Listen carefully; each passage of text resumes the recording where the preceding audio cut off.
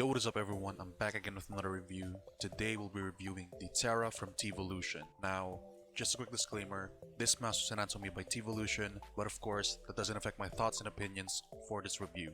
Now let's first take a look what's inside the box. So over here you have your box for the Terra, and then you also get a USB Type-C cable inside, as well as a quick start guide, a set of grip tapes, some stickers, 2 PTFE skates. Now, the Terra did come pre-installed with some skates, but you also get 2 different styles of skates. You have your full-size skates over here, as well as your dot skates. That also comes in with a 1K receiver, and if you did buy the 8K version, you get a separate box for the 8K dongle, and here is what the 8K dongle looks like. So it has an LED screen, and if you double tap this button over here, you can see all of your settings.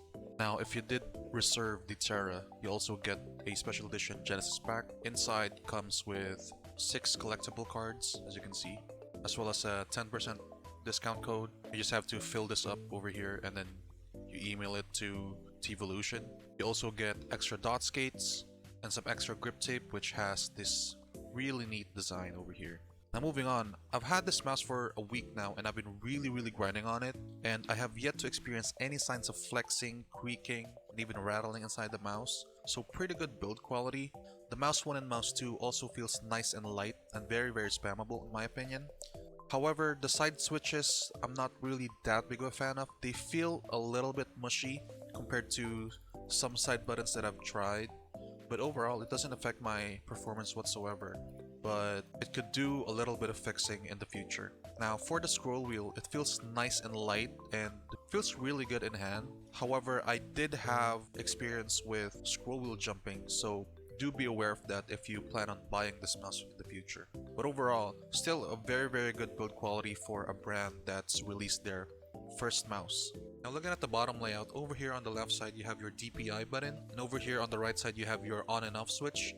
Flick it all the way down for Bluetooth, and then you also have your full-size skates over here at the top and at the bottom, as well as your ring skate over here on the sensor.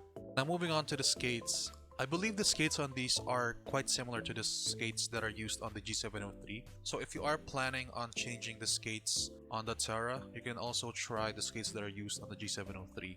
But as for these skates, it's a full-size skates, but there's these tiny dots on it, if you can see, that are also slightly raised up, making the glide feel really fast considering that there's less surface friction on it, but as well as making the glide feel really scratchy. Especially when I first got it, the glide feels extremely scratchy and also extremely fast, but after like a day or two the scratchiness does slightly go away. Right now it doesn't feel as scratchy as it was when I first got it, and after like a week of testing the mouse, the glide definitely slowed down just a little bit, not enough to make that big of a difference, but you can definitely feel it if you compare it to a fresh style of skates for the Terra.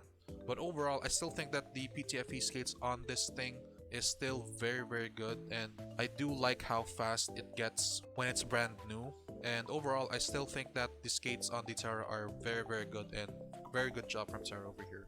Now moving on to the coating. The coating on the Terra isn't as grippy compared to the coating, for example, over here on the XM2 8K, where it's this much more grippy rubberized coating. But the coating on this doesn't feel completely slippery. It definitely still feels quite grippy, but not to the extent where it will give you a really good grip. If I were to compare the coating for the Terra, I would think that the coating is quite similar to the Razer Smooth Touch coating, but not the white one. I would say it's much more similar to the black one, because I've had the Death Adder V3 Hyperspeed back then, and the coating on that mouse was quite similar to the coating that is used over here on the Terra. But overall, it still feels nice and grippy when your hands get slightly warm and moist, but as time goes by and your hands get much more moist, it definitely will feel much more slippier. So I would still recommend using some grip tapes on this. But overall, I still think that the coating is pretty decent, but I would definitely suggest that they would make it much more rubberized, in my opinion at least. Now the shape of the Terra feels really nice and comfortable. For palm grip users, this definitely will feel super comfortable, but for claw grip users, it also feels really good. especially here on the left side where it tapers inwards, giving you a nice comfort grip for your thumb. And over here on the right side, it's not completely flat, but just enough to comfortably place your ring and pinky finger on. And as for the hump, it doesn't slope down as aggressive compared to, say, a Zowie EC2 or the Death Adder V3. In my opinion, it feels real nice and comfortable, giving me a nice, stable grip for my palm, and overall just feels real nice and comfortable in hand, and I really enjoy the shape of this. The only thing that I'm not too big of a fan of is how big it is, but even if it does feel nice in hand, I'm still not too big of a fan of how big it is. I wish that they would make a slightly smaller size, like a medium size for the Terra. The reason being is that I'm not able to use my fingertips as much for micro adjustments in game, making it really hard for me to do all that. But overall, I think that the Terra's shape is still real nice and comfortable, but I hope that in the future they would make a slightly smaller version of the Terra, or maybe even an actual small version of the Terra. Now looking into Elo Shapes over here, we have the Terra from Teevolution as well as the G703 Lightspeed from Logitech. Now, I believe the Terra is a one-to-one clone of the G703.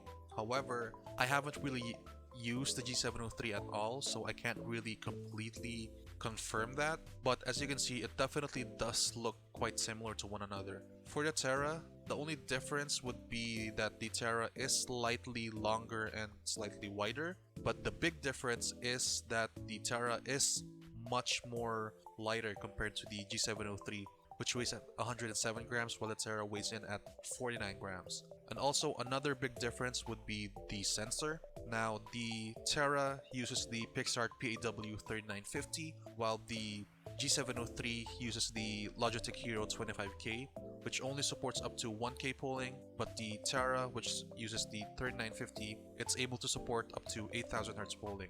And in my opinion, it definitely is way better than the G703, but it still comes down to preference whether or not you prefer a mouse that has a heavier weight of 107 grams or a lighter mouse, which is the Terra over here.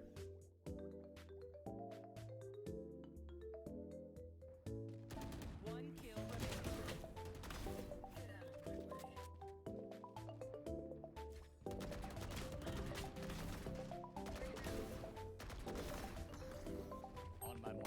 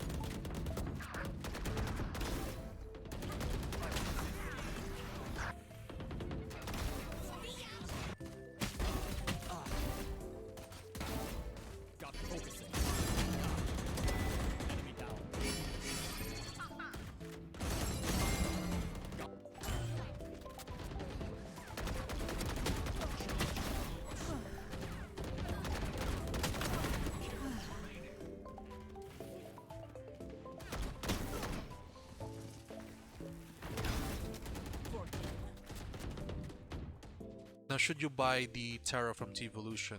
For a brand like Teevolution that released their first mice, which is the Terra, it's a very good mouse to pick up, especially for those that are looking to replace their G703 with basically a clone that is much lighter and has a much better performance.